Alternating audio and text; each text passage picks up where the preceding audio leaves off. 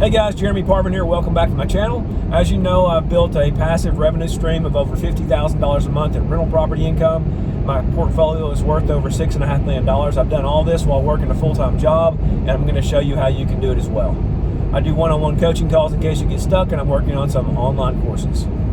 I recently did a video on why 2021 may be the best year in your lifetime to invest in real estate. And then my last video was on how to get started with your first rental property.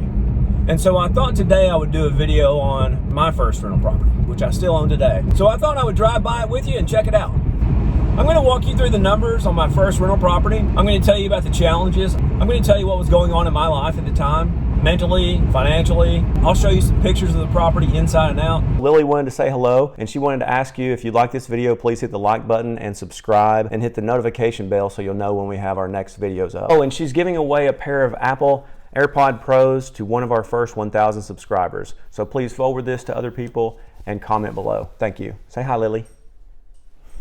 So while we're driving there, let's get into it. So when I was growing up, my dad had some rental property, and I consumed all of his books and audios. I knew that I wanted to do this as a side hustle, but I also wanted to go to college and have a career. While finishing my last semester of college in Chattanooga, Tennessee, I accepted a job working for a large publicly traded company in Raleigh, North Carolina. After working for them for 6 years, there was an opportunity to move back to my hometown, Chattanooga, Tennessee, to continue working for them, which I accepted. I had been married for about 6 years. My older son was about 5 years old, and my younger son was about 2. I was excited to move back home closer to family with my kids being so small, and I was also interested in finally being able to get into real estate investing. At that time, I had felt kind of behind in doing so. I had looked for affordable properties when I lived in Raleigh, but I couldn't find anything under $100,000, and I just didn't see a way to get started.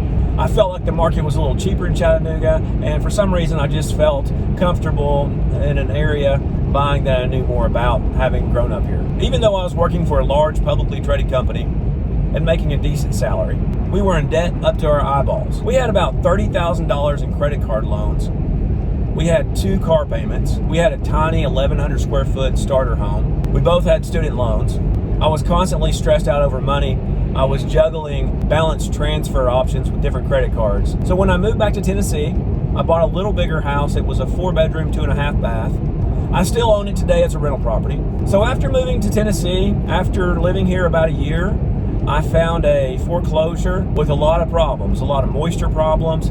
It looked like an old double wide trailer, but it was actually a house. It was a foreclosure, and I negotiated this down to $38,000. It was originally a 2-bedroom, 1 bath, and they had already converted the carport into another big room, which I called a 3rd bedroom. So I put the minimum down payment on this house, and I stretched the loan out as long as possible, which was a 30-year fixed loan. I did all the renovation and labor myself on nights and weekends, again while working a full-time job. I spent about $3,500 total in materials, paint. I had to buy a new stove. I had to get the heating and air conditioner fixed. I pulled up the carpet and actually finished the pine subfloor. It wasn't pretty, but it was clean and rentable. It took me about a month to get this ready, and I was so stressed about making that $250 payment without having a tenant in it. I got it rented within a couple of weeks after having it ready. I rented it for $500 a month, and the payment is only $250 a month escrowed, so that includes taxes and insurance. So I'm cash flowing $250 a month on this property.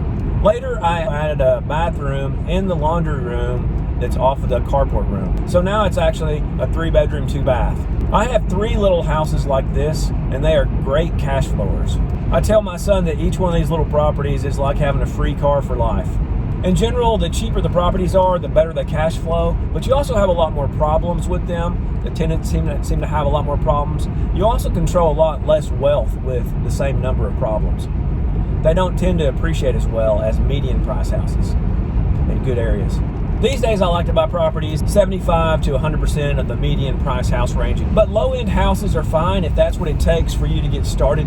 I also think that doing a duplex, a triplex, or a quadplex to get started is not a bad idea either. And the reason is because you can get the great owner-occupied financing with those properties as well, as long as you live in one of the units.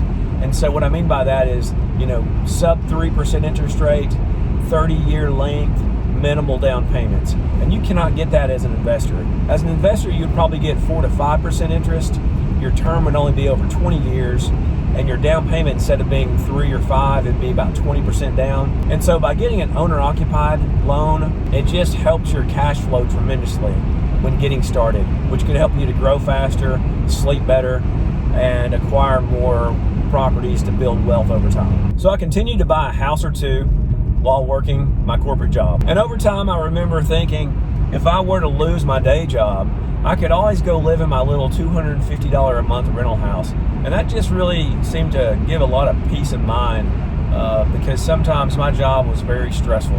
And then I remember another time when I realized if I were to lose my corporate job or my day job, that I had enough rental property income that I could actually survive indefinitely without even having a job. I would have to cut back a lot, but I could survive. It's so nice to be in a position where you work because you want to, not because you have to. Oh, and since this was my first property, I did hire an inspector, and I paid him about $400 to $500. He crawled deep through the crawl space up in the attic and all, checked out all the electrical, all the plumbing, all the roofing, just all kinds of stuff. And it gives you a very detailed report with photographs. And one of the things that he noticed in there was the model of the breaker box. I mean, it had a breaker, not a fuse box, so it looked good to me, but what do I know, right? And so he actually knew that this particular model number of this breaker box was a known fire hazard, and he put this in his report. So I'm buying this house as a foreclosure that's owned by a bank. Banks do not like risk. They do not like to own property. They like to loan money. And so I sent this to the bank, and they paid for a licensed electrician to change out the entire breaker box before closing so that they didn't have this liability looming over them. So a good inspector is worth their fee. Do ask them if they're going to climb around in the crawl space and in the attic, because I've had guys that say they won't. And as a matter of fact, I've used this same guy, thank you Ken, if you're watching, on my 36th rental house that I have under contract right now. He noticed that the roof was actually shot and needs to be replaced immediately, and I thought I could probably get by with 5 or so years. He also identified an active roof leak that's going on by getting up in the attic and finding wet spots and giving me pictures of that. And so it's a great resource to have for peace of mind to know about what you need to fix, and you can also use it as a negotiating item with the seller as well. So in summary, I would say stop waiting for that perfect time. My little kids were playing soccer. I was studying for the CMA exam. I was working 45 to 50 hours a week. There is no perfect time. Just get started. I would recommend hiring a handyman off Facebook Marketplace to help you do the renovation, so it'll save you time, and these guys will know how to do a lot of things that you don't. Again, it's okay to get started with a low-end property or a duplex, triplex, or quadplex, as long as you plan on owning in one of the units so that you can get the best loans and cash flow better. Or if your current home is no more than twice the median priced house in your market, you can use that one, or you can plan to buy the next house that you're going to live in as a rental and live in it first and then turn it into a rental as soon as you can. Do get a 30-year fixed mortgage so that you can cash flow. I recommend buying as much real estate as you can as quickly as you can. I bought 4 last year and I've got 3 under contract now, and I'm working on a 3rd deal. Did I mention I have a full-time job too?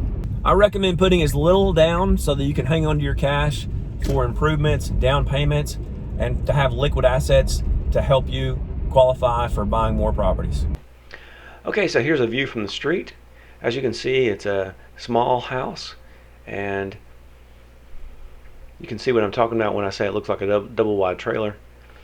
Looking around the house, I've actually replaced the heat and air unit before. You can see some of the siding on the top is kind of warped a little bit. We've recently painted it. We had a vacancy, and so we took the opportunity to come by and replace some of the fascia and soffit, and some of the lower portion was kind of rotten. I love this little creek here. It runs most of the year. It sounds really cool. We changed the shutters out, I believe, or painted them. This little shed is a great addition. It had some rotten wood around the bottom as well that we've replaced. You see this line dropping down here. I think that's just a cable line, so not really a big deal. We need to call and have that fixed. Around the back of the property, it used to slope towards the house, and I had a guy with a skid loader smooth this out and slope it back away and make a swell, taking the water and moisture around the house when it rains heavily to keep the water from going under it, which was the biggest problem the house had. I've also installed underneath a dehumidifier and some exhaust vents at the foundation vents. But it cleaned up really well. I put new gutters on this, I put a new roof on this over time, and again it rents for around $1,000 a month, and my payment's only $250 a month. I paid $38,000 for it. Today I think it's worth $125,000 or so. So excellent equity increase in this property. So if you think you're too busy to get started and you're waiting for that perfect time, that time will never come. There's no time like the present. If you ask real estate investors what they would do differently, you'll hear from them time and time again, I wish I would have gotten started sooner, and I wish I would have held some properties longer. They'll tell you about how much it's worth now, the house that they sold a long time ago, for example. So holding on to some of these properties can help you to build long-term wealth. Sometimes you need to sell some in the short term to live and survive, or to make some money to buy some more, and that's okay. I'm going to be doing a video on the different strategies and which goals they will help you with. For example, flipping or selling or buying and holding and those kinds of things, or even multi-units and single-family homes, so that you can think about what your goals are currently and what they are in the future, and which one of these things can work to fit your goals right now and in the future. I'll be making more videos on all things rental property, from landlording to record keeping to maintenance and repairs, processes and procedures, and how to automate everything so that you can minimize the time you put into this so that you can do work at your day job and spend time with your family and friends. I'll also be doing videos on all things money. I do one-on-one coaching calls in case you get stuck, and I'm working on some online courses. I'll put a link in the show notes below to some of my favorite books, some of my favorite office gear, and some of my favorite smart home things, as well as some of my favorite rental property rehab products, such as can lights. So in the comments below, let me know what you think about this video. Let me know what questions you have. Let me know about how you're planning to get started, or how your first rental property went. Let me know also what you'd like me to talk about in future videos. Oh, and although I am a licensed CPA and have 3 business degrees, I'm just a guy on YouTube with my dog, and so please be sure to consult your financial professionals before making any investment decisions. Oh, and I want to thank Tom O in Oklahoma for giving me the idea to do this video. If you like this video, please hit the like button and subscribe, and hit the notification bell so you'll know when we have our next videos up. Oh, and she's giving away a pair of Apple AirPod Pros to one of our first 1,000 subscribers. So please forward this to other people and comment below. Thank you. Say hi, Lily.